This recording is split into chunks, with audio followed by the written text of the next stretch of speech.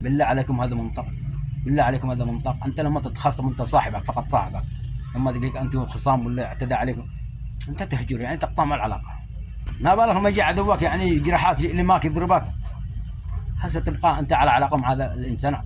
وهذا نفس الحكايه، يعني هذا الكيان يغتصب يضرب يفعل ما يشاء، يفعل ما يعني ما طلع براسه يطلع، ومع ذلك لا تزال علاقات قائمه ومستمره مع هذا الكيان. الوقت ليس مناسبا لانشاء تحالف عربي. الكيان هو الان عدو، يعتبر نعجه، شاه، كسبه، بقره، غنمه، بس ننتظر ان يتحول الى اسد، ننتظر ان يتحول الى اسد، من ثم ذلك يكون تحالف عربي. شوف على تفكير، شوف العرب كيف يفكر، يعني عقول يعني ما مثلها، ما لها مثيل، ما لها مثيل في العالم. ألم يعني الأوان أن نجتمع؟ ألم يعني الأوان أن نكون يعني يد واحدة؟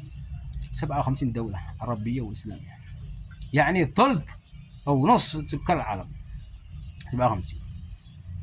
ومع ذلك ندين نستنكر نشجب ندعو المجتمع الدولي. من هو المجتمع الدولي؟ أمريكا، الأمم المتحدة، أمريكا. بالله عليكم في أب يحكم على ابنه مثلا يسجنوا ابنه؟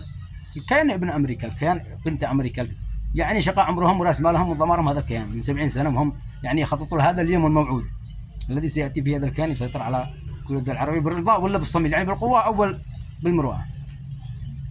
سيشتكي عند أمريكا البطيء بنتك البطيء بنك، هذا كلام غير منطقي. احنا نتكلم بحرقة، ليس سخرية ولا تشفي من اخواننا في قطر ولا في اي يعني في مكان في الوطن العربي. كلنا اخوه، كلنا اخوه، كل ما يؤلمهم يؤلمنا، وكل ما جرح وكل ما يحصل عند اي قطر عربي او اسلامي يؤلم الجميع. احنا المسلمين اخوه كالجسد الواحد، اذا اشتكى منه عضو تداعى له سائر الجسد بالسهر والحمى. احنا نتكلم من حرقه والم على ما يحصل لحال هذه الامه العربيه والاسلاميه.